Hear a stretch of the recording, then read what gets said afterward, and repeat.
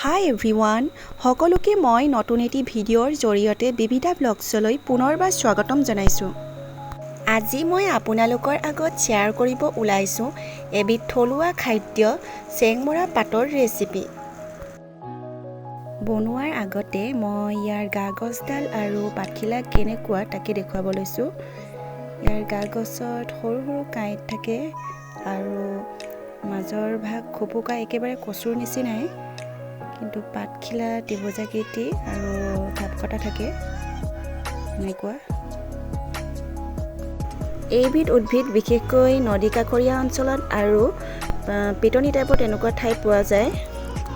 ইয়াক কেঁচাকৈও খাব পাৰি আৰু সিজাইও খাব পাৰি। এই উদ্ভিদবিধ আমাৰ দেহৰ কাৰণে অতি প্ৰয়োজনীয়। ই ৰোগ নাশ কৰে, যেনেকৈ কোষ্ঠকাঠিন্য, কেঁচুমূৰীয়া ৰোগ, পাচন ক্ৰিয়াটো সহায় কৰে। মুঠতে ই পেটৰ বিভিন্ন ৰোগৰ কাৰণে বহুতেই ভাল। মেদবহুলতা দূৰ কৰে, ব্লাড পিউৰিফাই কৰে, কৃমি সমস্যাও দূৰ কৰে, হাই ব্লাড প্ৰেছাৰ, ডায়েবেটিছ ৰোগৰ কাৰণে বহুতেই উপকাৰী। ই লিভাৰ সমস্যাও দূৰ কৰে, চুলি আৰু স্কিনৰ বাবেও ভাল আৰু চকুৰ বিভিন্ন বেমাৰো দূৰ কৰে। মুঠতে এই উদ্ভিদবিধ আমাৰ দেহৰ কাৰণে বহু উপকাৰী। এতিয়া বলক পলম নকৰি ৰেচিপিটো বনাবলৈ আৰম্ভ কৰোঁ। এয়া মই চেংমৰাখিনি সৰু সৰুকৈ কাটি ল'লোঁ। বাকলি যিমান পাৰে এৰুৱাই ল'ব আৰু কাঁইটখিনি চুচি ল'ব। প্ৰথমে মই কেৰাহীত তেল দি লৈছোঁ, তাৰপাছত 2টা শুকান জলকীয়া দিছোঁ আৰু অকণমান জিৰাখিনি ফুটি উঠাৰ পাছত পিঁয়াজ এটা কাটি দিম।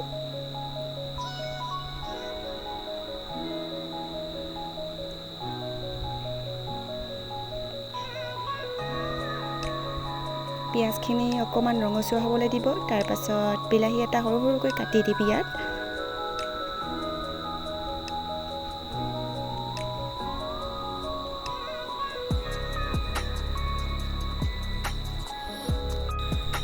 হালধি অকণমান দি দিছোঁ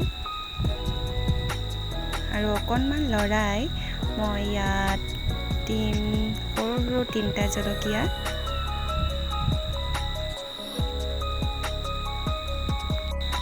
বিলাহীখিনি অকণমান গলাৰ পাছত মই ইয়াত সৰু সৰুকৈ আলু এটা কাটি দিছোঁ।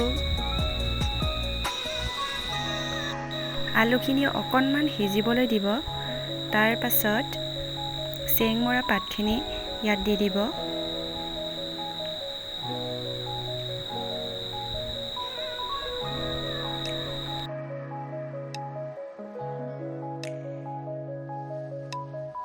ভালদৰে মিক্স কৰি ইয়াত নিজৰ প্ৰয়োজন মতে নিমখ দি দিব।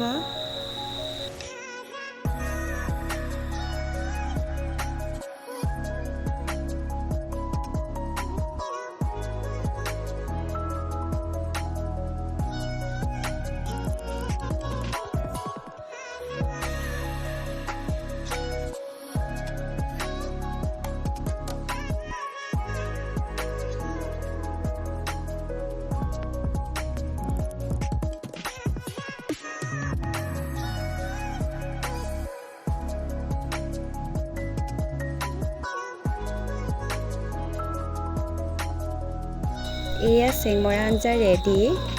ইয়াক মই অকণমান লৰাই আলুখিনি অকণমান ভাঙি দিছোঁ যাতে খাবলৈ টেষ্টি হয়। আপোনালোকে যদি খাই পোৱা নাই তেতিয়াহ'লে এই আঞ্জাখন ট্ৰাই কৰি চাব পাৰে আৰু ই আমাৰ দেহৰ কাৰণে বহুতেই উপকাৰী। ইয়াক বিভিন্ন ধৰণে বনাই খাব পাৰি। মই আজি এনেদৰে বনাই আপোনালোকৰ আগত শ্বেয়াৰ কৰিলোঁ।